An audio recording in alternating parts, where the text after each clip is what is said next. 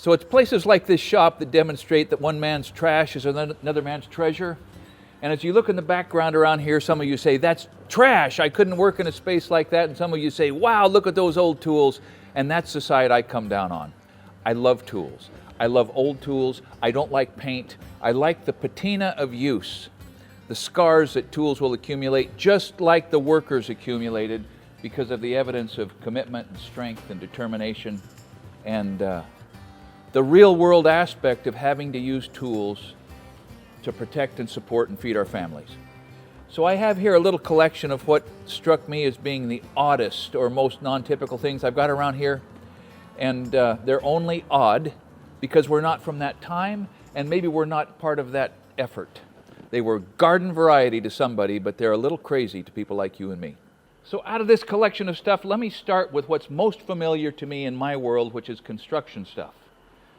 Well, this is construction stuff from Greece or maybe Armenia. One of you guys sent it to me, and I appreciate it. It's called a Tesla, and this is a standard issue framing hammer in that part of the world, which boggles my mind a little bit.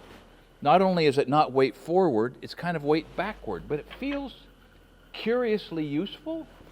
The handle is as round as a golf ball, which is odd, but is also curiously useful.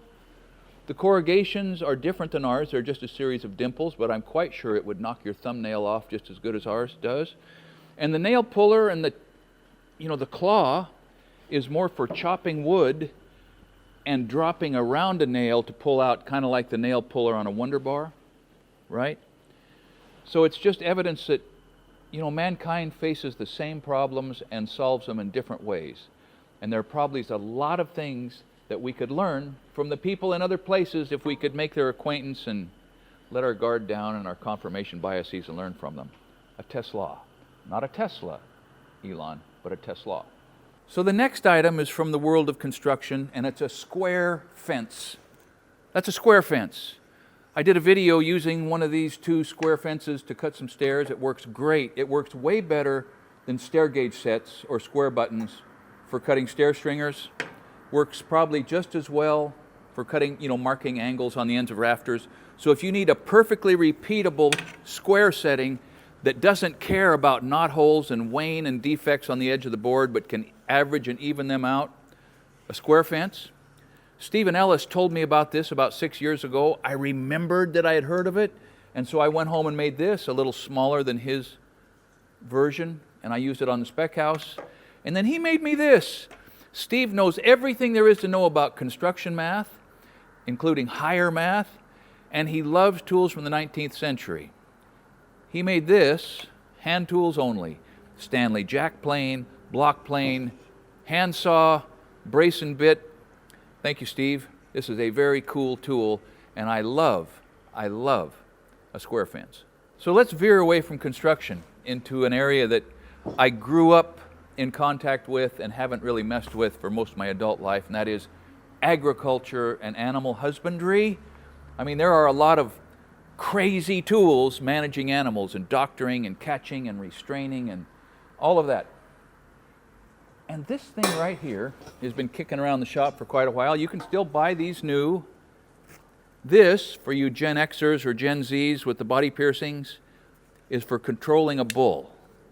Now a bull, they weigh anywhere from, as a calf, 700 or 800 pounds to 2,200 pounds or solid muscle and sometimes solid, lousy attitude.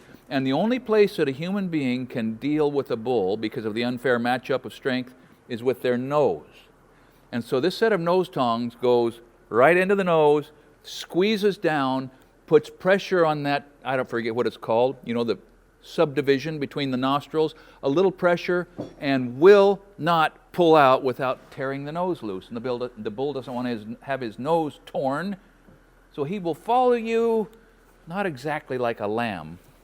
And so you put this on the end of a rope, so he can't just grind you into the dirt in a moment with his forehead before you can discipline him with the nose tongs. Is that humane? Is that nice? It's a lot more humane than letting the bull grind your guts to powder under his feet against the pavement or the mud or wherever he could corner you and just wipe you out. nose tongs. Last item from the farm. This is a pitchfork, but not a garden variety pitchfork. This is a pitchfork that could have been held over a shoulder while your neighbor was marching with a torch and the mob was descending on the castle to, exact a little rough justice. I think this is a hand-forged pitchfork. The evidence for that is in the unevenness of the seam, where apparently a piece of stock was flattened out and fit to embrace the handle. These are very simple rivets, and the mass was isolated, the pieces were split out and drawn out into a very, very well executed, regular, frankly beautiful interpretation of a pitchfork by a blacksmith in the past who knew exactly what he was doing and took real pride in his work. I love this thing, and someday I'm going to put it on a handle.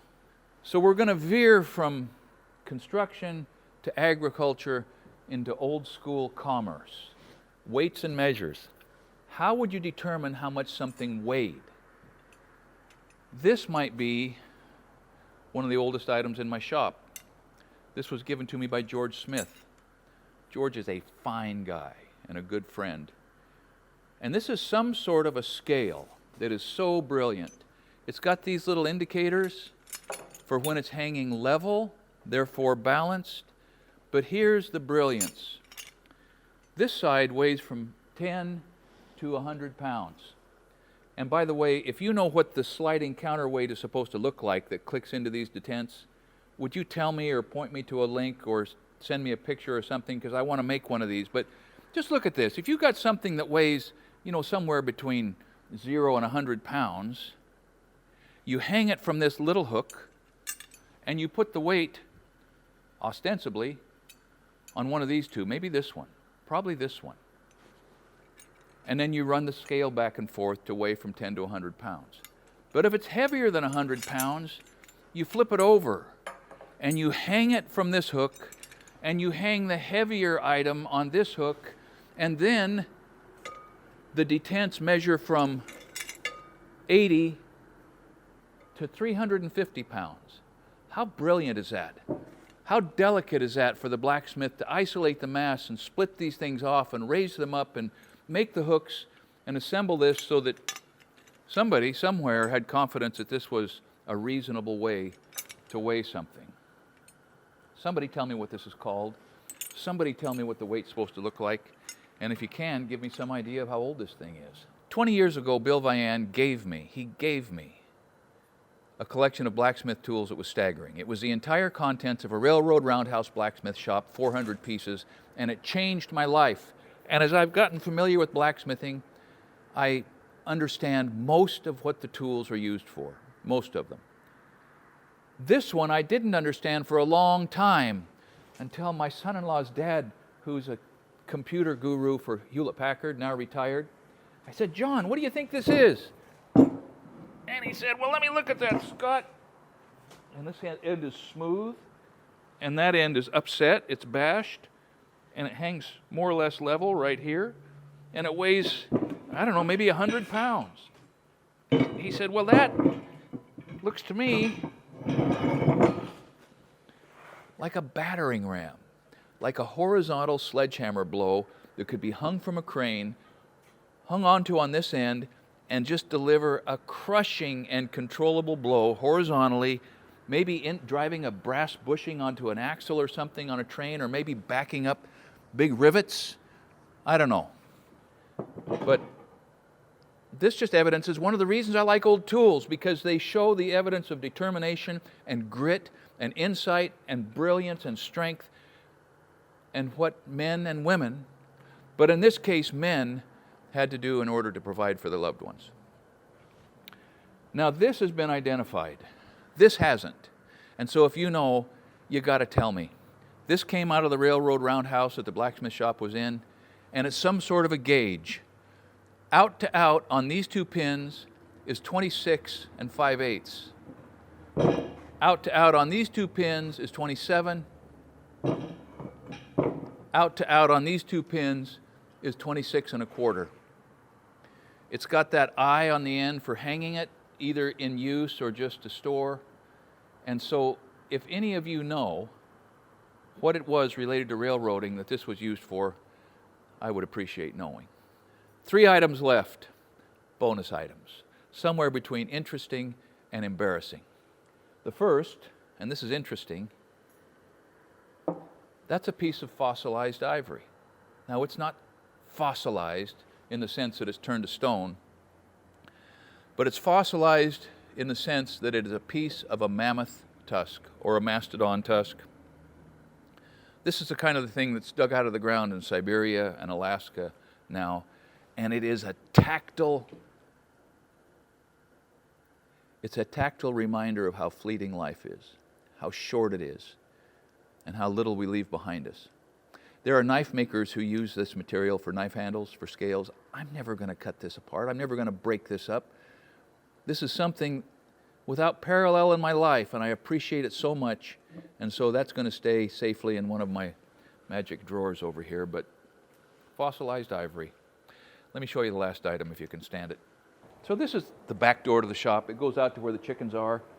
And I'm not going to show you too much of that because that's its own type of disorder. It's the soft underbelly of Wadco Construction and the Essential Craftsman channel. But my wife is uncomfortable with this door because it has a counterweight on here that kind of brings it shut, sort of. And there's a counterweight. And for some reason that I just can't really relate to, that embarrasses her. These are fishing weights, I think, for holding nets down where they go, and I don't know, that's just kind of the way they ended up, and I guess from a certain perspective, it seems appropriate. But in any case, tools are dazzling, sometimes in their simplicity, sometimes in their complexity, sometimes in their usefulness. Even a tool from the past sometimes can get us out of a jam today. Thanks for watching Essential Craftsman, and keep up the good work.